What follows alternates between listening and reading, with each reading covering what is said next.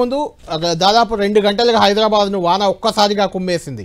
భారీ వర్షంతో నగరవాసులు తీవ్ర ఇబ్బందులు పడ్డారు. దాదాపు నెల రోజులుగా మొహం చాటేసిన వాన ఒకేసారి ఈరోజు విరుచుకుపడింది.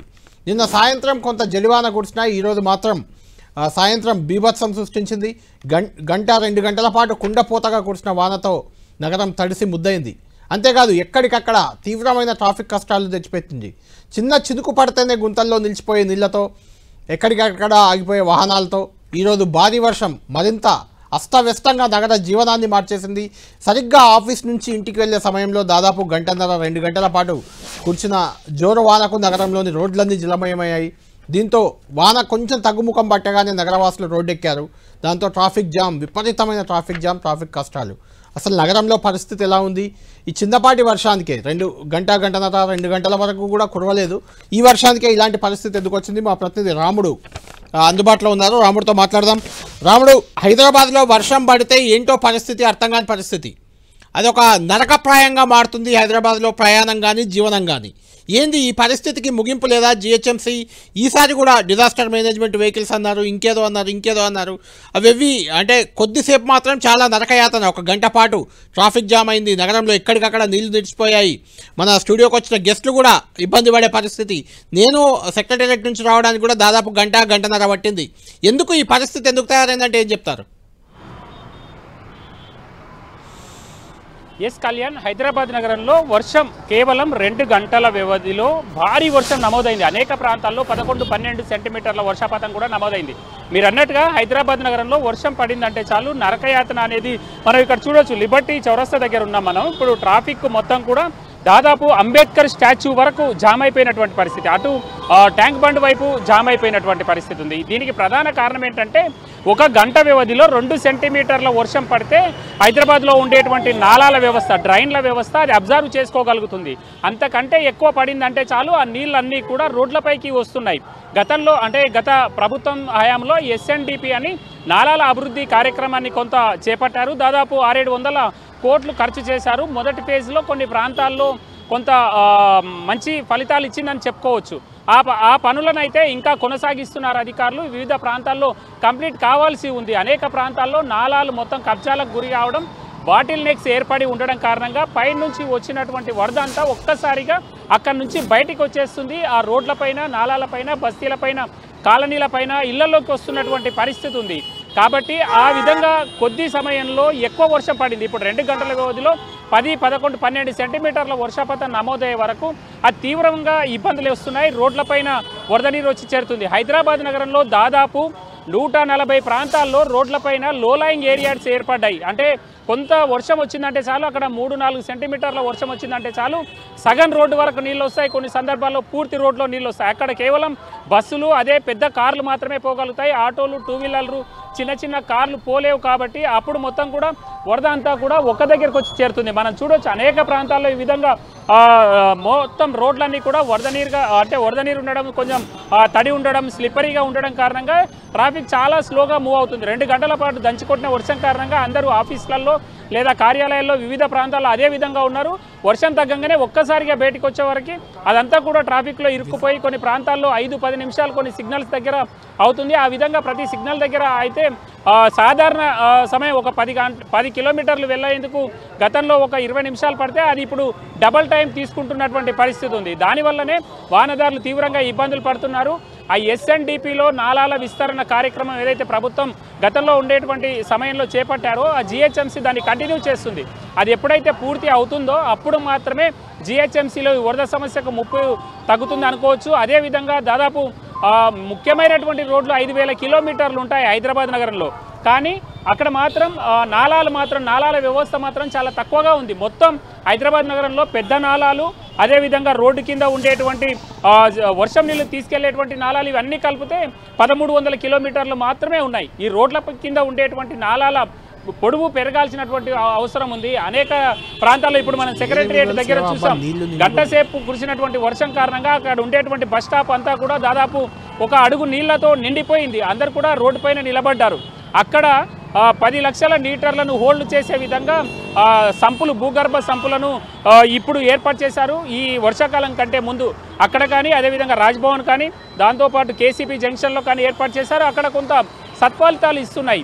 ఎక్కడైతే అధికారులు కొంచెం దృష్టి పెట్టి పనిచేస్తున్నారో అక్కడ సత్ఫలితాలు ఇస్తున్నాయని చెప్పుకోవచ్చు. అంతేకాకుండా ఈ నాలాల వ్యవస్థ ఇంకా పెరగాలి. ఈ 5,000 కిలోమీటర్ల రోడ్లలో కనీసం 3,000-4,000 కిలోమీటర్ల వ్యవస్థ నాలాల వ్యవస్థ ఉంటే అప్పుడు మాత్రమే కొంత వర్షం నీరు అందులోంచి ప్రధానమైనటువంటి నాలాలకు వెళ్ళి అక్కడి నుంచి మూసీలోకి వెళ్ళడానికి వీలవుతుంది.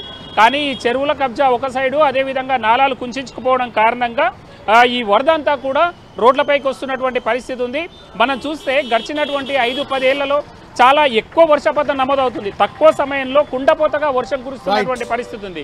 దీని ద్వారా హైదరాబాద్ లాంటి సిటీలలో చాలా ఇబ్బందికర పరిస్థితులు వస్తున్నాయి. కొన్ని సందర్భాల్లో చూస్తే అనేక ప్రాంతాల్లో కాలనీలలోకి ఇళ్లల్లోకి నీళ్ళు వచ్చి చేరుతున్నాయి. అవి కొన్ని గతంలో 2016లో కానీ 2020 సంవత్సరంలో భారీ వర్షాలు వచ్చినప్పుడు కానీ కొన్ని కాలనీలు అయితే 3, 4, 5 రోజుల పాటు, ఇంకా కొన్ని కాలనీలు 10, 12 రోజుల పాటు కూడా వరద నీటిలో అట్లాగే ఉండేటువంటి పరిస్థితి చూస్తే ప్రధానంగా ఒకవైపు చెరువులు కబ్జా కావడం, నాలాలు కుంచుకుపోవడం వంటివి ప్రధాన కారణం చెప్పుకోవచ్చు. అంతేవిధంగా ఈ రెయిన్ వాటర్కు సంబంధించినటువంటి డ్రైనేజ్ సిస్టమ్ సక్రమంగా లేకపోవడం కూడా దీనికి కారణం. దీనివల్లనే ట్రాఫిక్ సమస్య చాలా ఎక్కువగా ఉంటుందని మనం చెప్పుకోవచ్చు. కళ్యాణ్, రైట్, థ్యాంక్ యూ రాముడు. మొత్తానికి 1-2 గంటల పాటు వర్షం పడితే హైటెక్ నగరంగా చెప్పుకునే హైదరాబాద్ పరిస్థితి మనం చూస్తున్నాం. ఎక్కడికక్కడ ట్రాఫిక్ జామ్, నగరవాసులు చాలా ఇబ్బందులు, రోడ్లపై గుంతలు, మ్యాన్ హోల్స్ ఓపెన్ అవ్వడం, నీళ్లు రోడ్లపైనే చెరువుల్లా మారిపోవడం, రోడ్లే చెరువులుగా మారిపోవడం, ఇలాంటి పరిస్థితి. దీనిపై కూడా మాట్లాడదాం. మనతో పాటు స్టూడియోలో జాయిన్ అవుతున్నారు డిబేట్లో అద్దంకి దయాకర్, కాంగ్రెస్ పార్టీ ఎమ్మెల్సీ, అదేవిధంగా స్టూడియోలో అందుబాటులో ఉన్నారు బాలరాజ్ యాదవ్, బీఆర్ఎస్ నేత. బాలరాజ్ యాదవ్ గారు, ముందు మీరే చెప్పాలి, ఎందుకంటే ఆ పరిస్థితి సరే అద్దంకి దయాకర్తో మాట్లాడతాను, కానీ హైదరాబాద్లో మీరు కూడా ఇప్పుడు స్టూడియోకి వస్తుంటే చూసే ఉంటారు.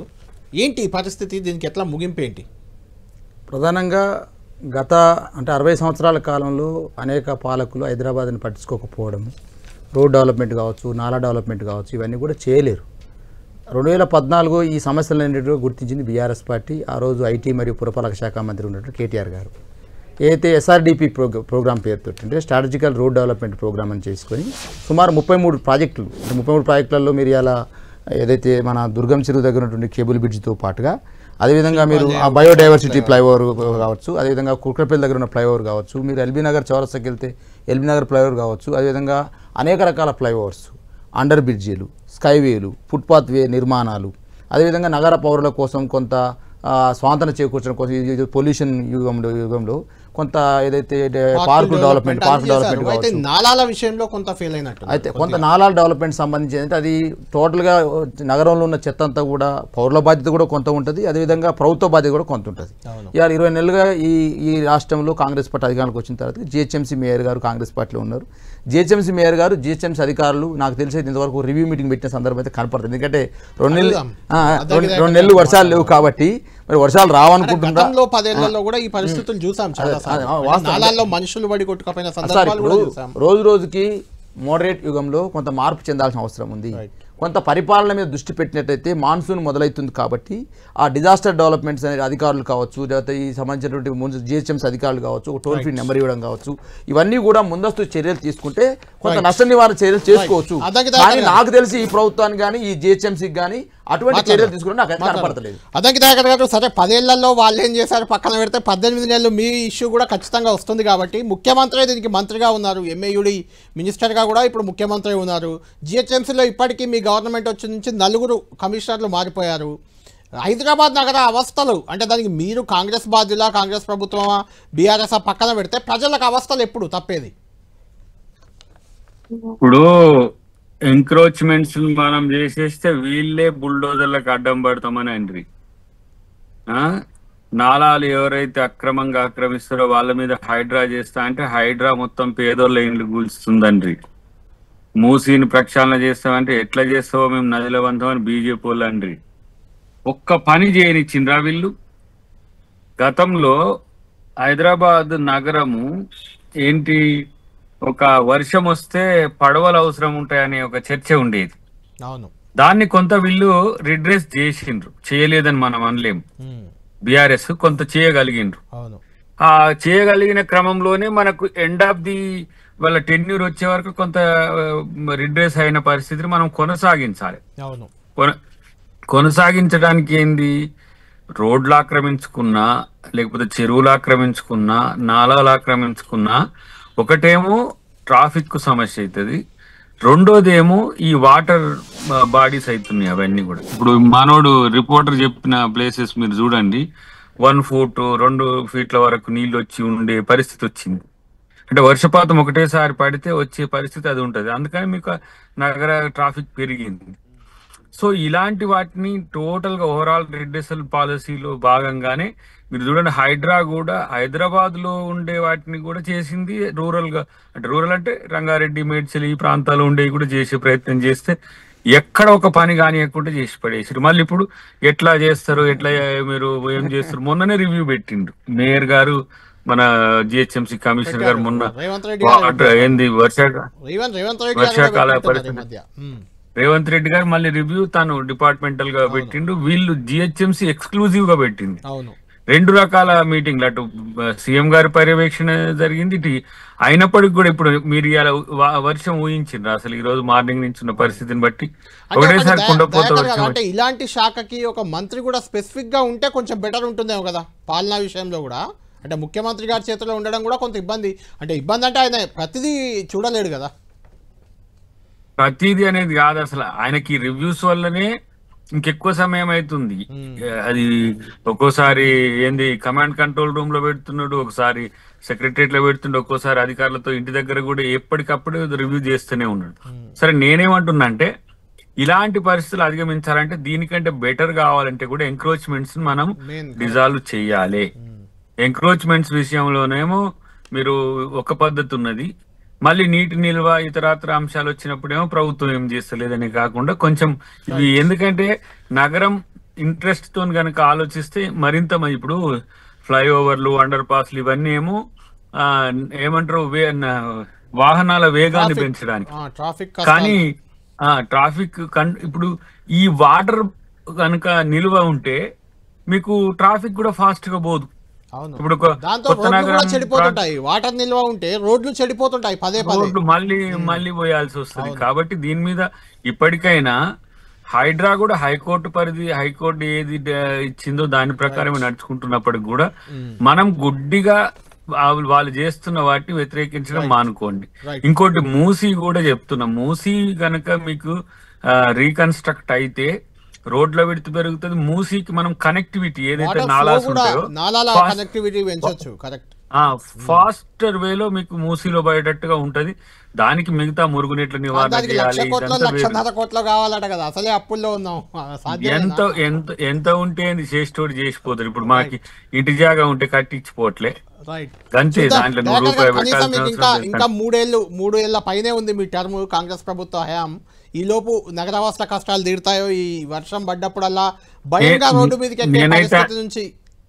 నేనైతే ఒక విజ్ఞప్తి మీ ద్వారా చేస్తున్న టెన్టీవీ ద్వారా, నగర పౌరులు గాని, మేధావులు గాని, లేకపోతే మన రాజకీయ నాయకత్వం గాని దీన్ని ఎకడమిక్ కాన్సెప్ట్ లోనే మీరు అర్థం చేసుకోండి. ప్రభుత్వం ఏదో ఏంది మూసి ప్రక్షాళన చేస్తే మూసిలో వాళ్లకు నష్టం జరుగుతుంది అన్నట్టుగా, రోడ్లు వెడల్పు పెంచుతుంటే వాళ్ళ కూలగొట్టినప్పుడు వాళ్ళను ఏదో నష్టం చేసినట్టు ఇట్లా కాకుండా ప్రత్యామ్నాయాలు చూద్దాం. ఇప్పుడు 10,000 కోట్ల రూపాయల రిహాబిటేషన్ పెడితే అదే ప్రాంతంలో మూసీ ప్రాంతంలో కూడా మనము G+2 కట్టుకోవచ్చు. అదే వేరే తాత్కాలికంగా 1 ఇయర్ వరకు ఎటువైపు ఉన్నా మళ్ళీ అక్కడనే వాళ్ళకి జీవనం ఇవ్వడానికి కూడా ప్రయత్నం చేయొచ్చు. కాబట్టి కొంత ఈ సందర్భంగా ఆలోచించాలనేది నా విజ్ఞప్తి. రైట్. దయాకర్ గారు, హైదరాబాద్ నగరవాసులకు త్వరలో మీ ప్రభుత్వ పాలన మళ్ళీ ఎన్నికల వరకన్నా గట్టెక్కుతాయని ఆశిద్దాం మనం కూడా.